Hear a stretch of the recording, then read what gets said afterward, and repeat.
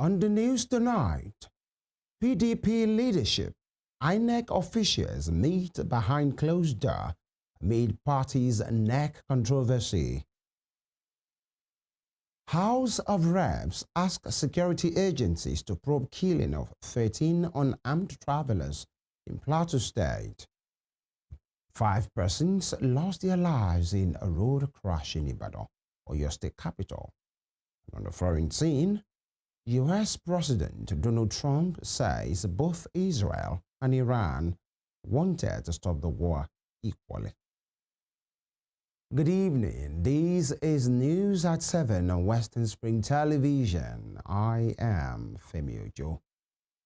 The leadership of the People's Democratic Party, PDP, met behind closed doors with officials of the Independent National Electoral Commission, INEC, at the Commission's headquarters in Abuja.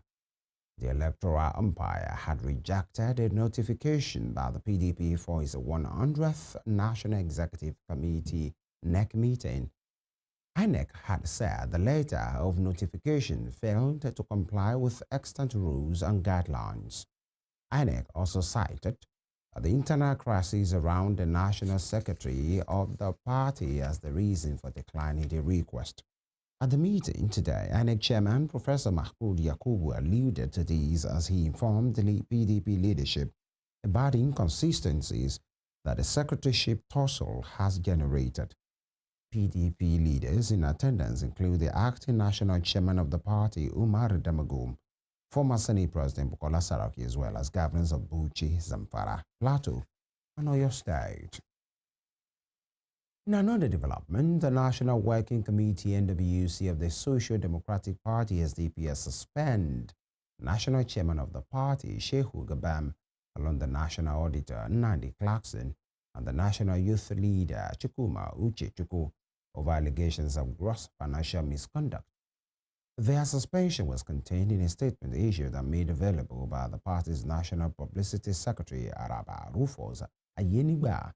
He said the decision followed resolutions made by members of the National Working Committee (NWC), where overwhelming evidences were presented linking the suspended officials to a series of unauthorized financial transactions, personal enrichment schemes, and movement of funds from the party's accounts without any approval. According to Ayenigba, the decision to suspend the national chairman and other implicated NWC members is to allow for a thorough investigation, adding that the integrity of the party must be upheld at all times. However, the embattled chairman, in a video statement posted on social media, dismissed a report of his suspension as fake news.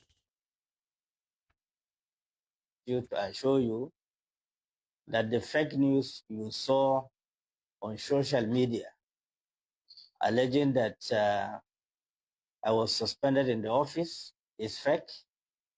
I'm talking to you live in the office right now. Unfortunately, like we have predicted for a very long time, there were great determination to create crisis in Social Democratic Party. We maintain our cool.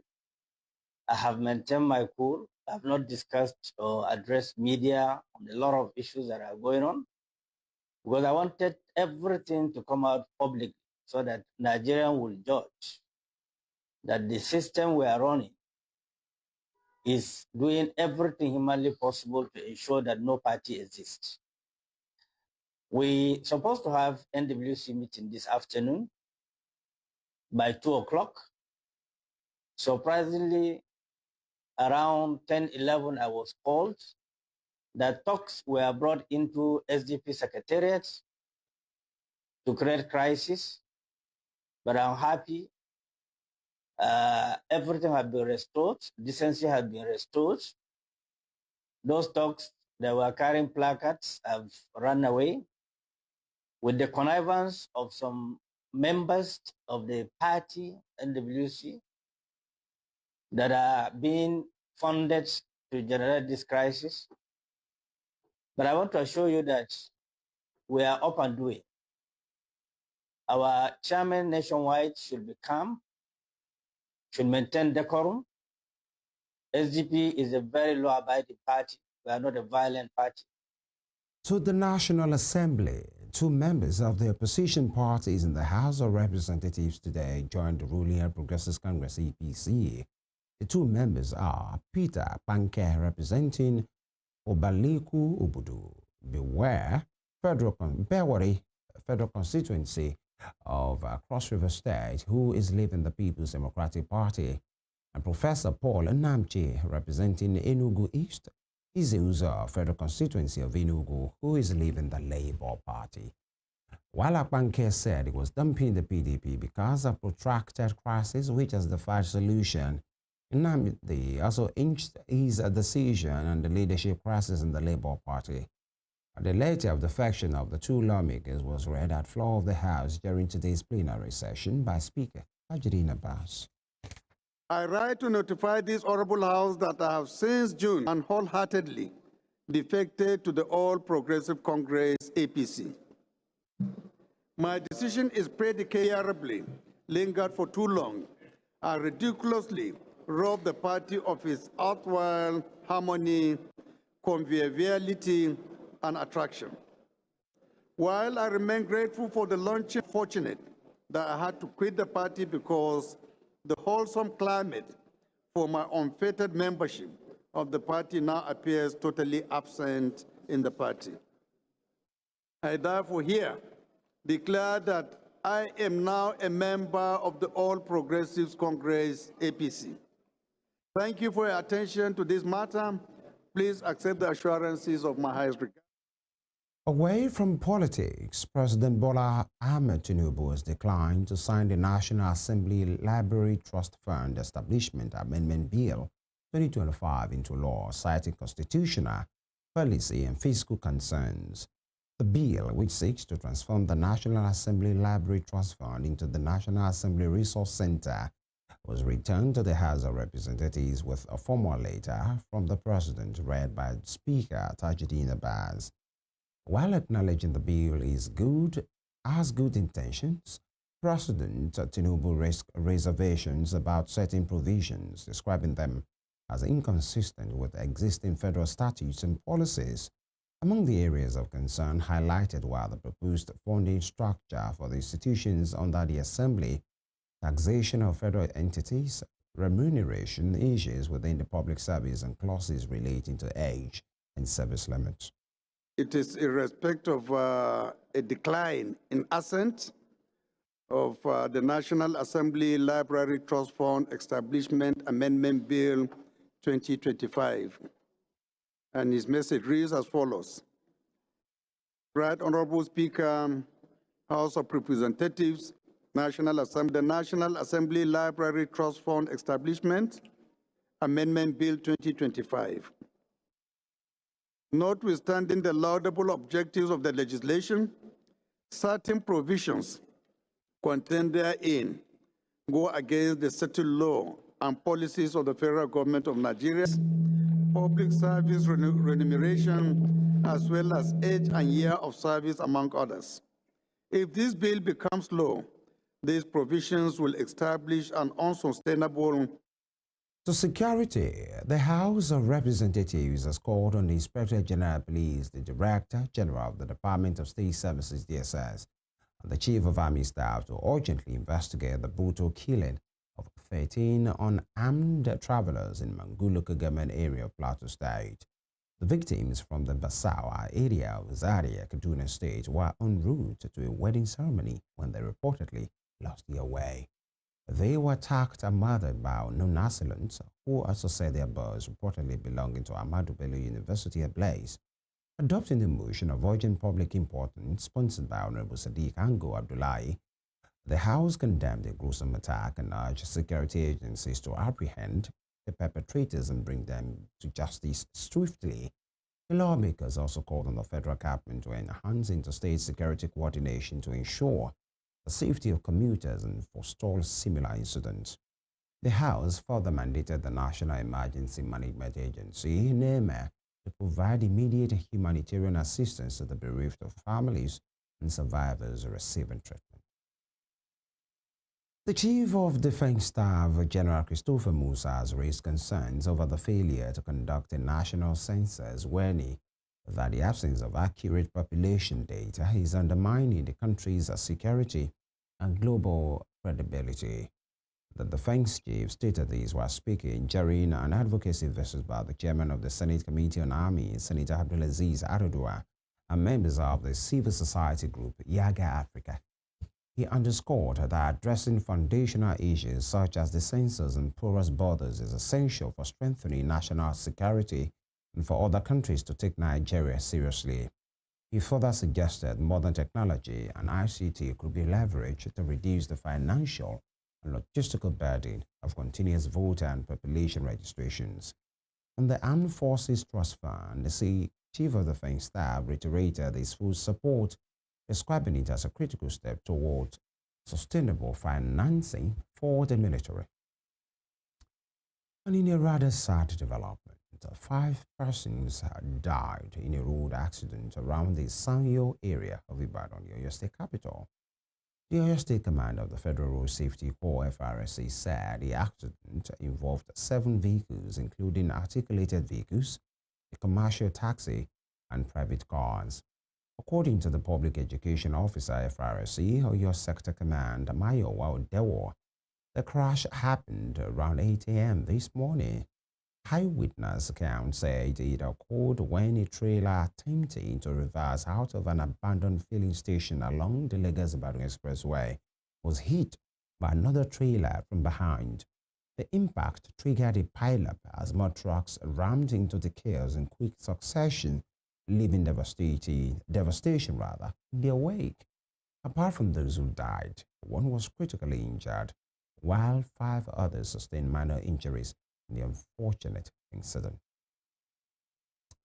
Moving on, the Lagos State government has unveiled a detailed traffic diversion plan ahead of the much-anticipated repair works on the Ogudu-Ifako Bridge.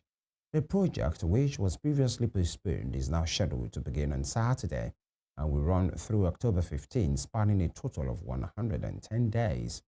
The critical infrastructure repairs will be carried out in 8 distinct phases across both directions of the bridge. Each phase will involve partial lane closures with only 50-meter section before and after the active work zone affected at any given time.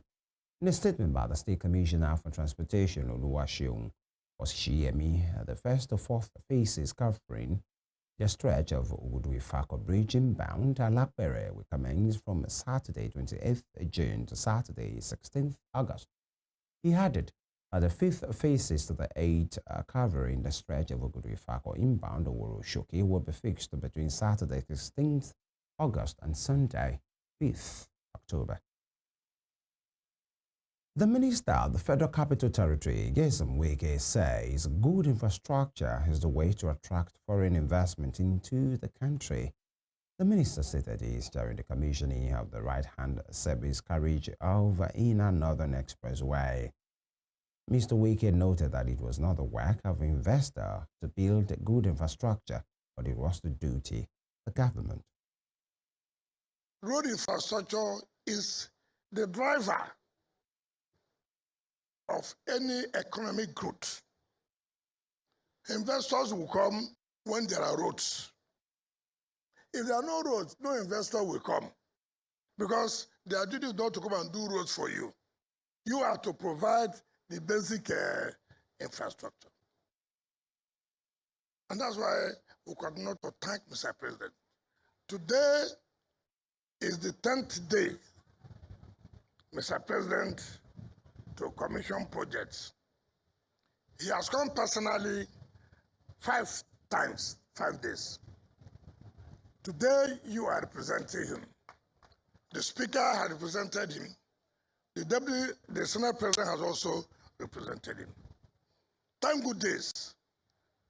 That is 10 projects. The remaining 7 projects.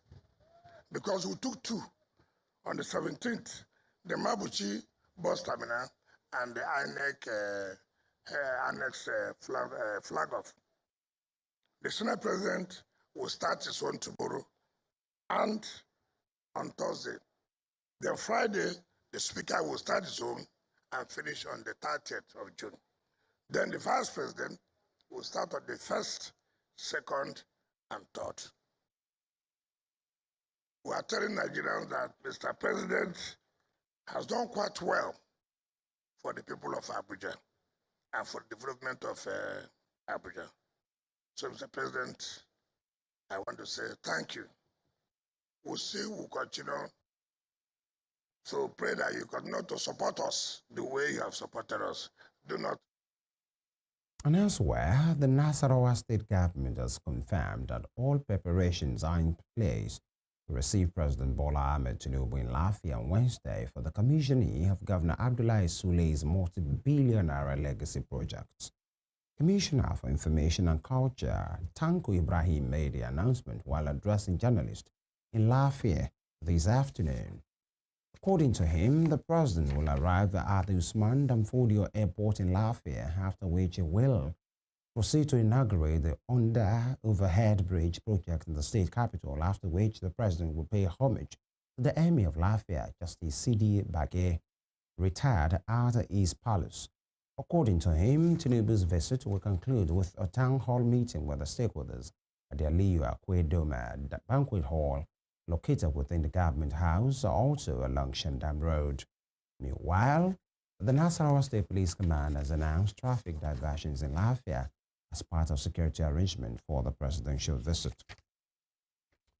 You're watching News at 7 on Western Spring Television, and still to come, President Tinubu receives Queen of Denmark at State House. We will bring you more on this when we return. Please stay with us.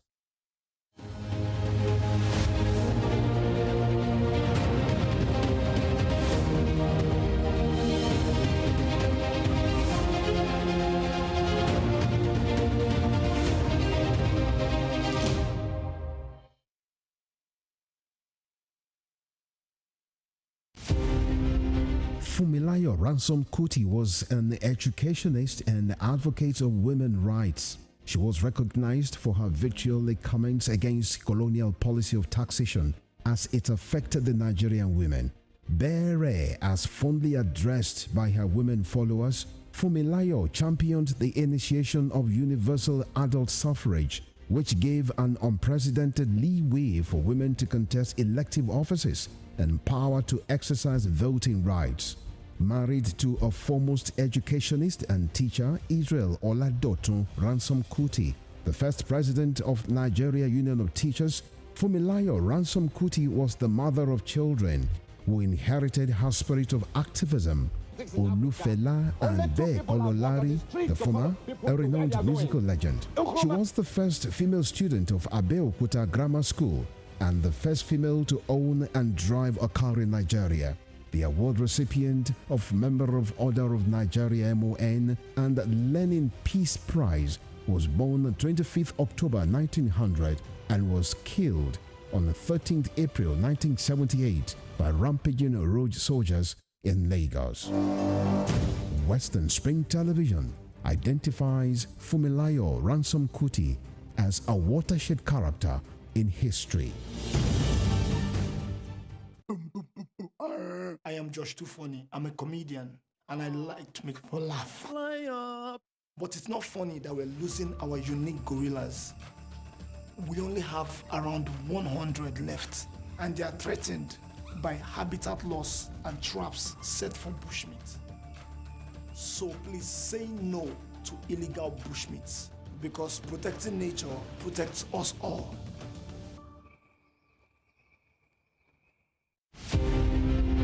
Badamosi Adegoke Adelabu was a prominent figure in Ibadan politics and Western region before Nigeria's independence.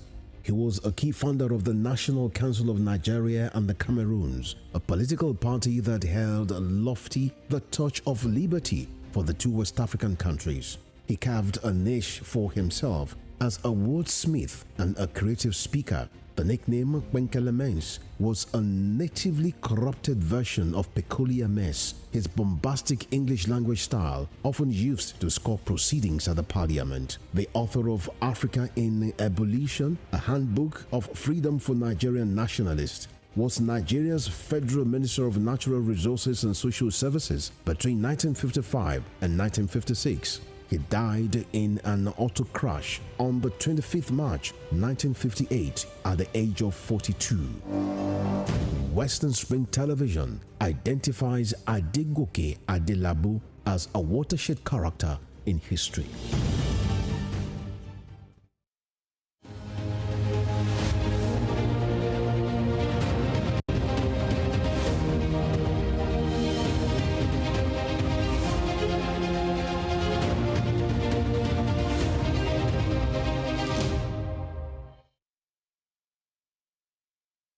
You're welcome back. This is the news at 7 on Western Spring Television. A reminder of our headlines. PDP leadership and NEC officials met behind a closed door amid party's NEC controversy. House of Reps asks security agencies to probe killing of 13 unarmed travelers in Plateau State. 5 persons lost their lives in a road crash in Ibadan, Oyo State capital. And on the foreign scene, U.S. President Donald Trump says both Israel and Iran wanted to stop the war equally. President Bola Ahmed Tinubu this afternoon received Queen Mary Elizabeth of Denmark, who paid him a courtesy visit at the State House in Abuja. The European monarch was welcomed at the president's official residence within the State House, where she was received by President Tinubu and First Lady Senator Oluremi Tinubu. The high-level meeting, which marks a significant diplomatic engagement between Nigeria and the Kingdom of Denmark, took place behind closed doors, with details of the discussions yet to be disclosed. Also present at the reception were the Chief of Staff to the President, Femi Gbajabiamila, Minister of Foreign Affairs, Ambassador Yusuf Tuga, and the Minister of Budget and Economic Planning, Alhaji Atiku Bagudu. In the meantime, Vice President Kashim Shettima has declared that Nigeria and Brazil are united by a common heritage and shared purpose. Senator Shettima stated this while declaring open the second session of the Nigeria-Brazil Strategic Dialogue in Abuja. Welcoming Brazil's Vice President Geraldo Alckmin on his delegation to Nigeria, Senator Shettima described the partnership between the two nations as a model for South-South cooperation grounded in mutual respect and pragmatic ambition. He noted that with the largest Afro-Brazilian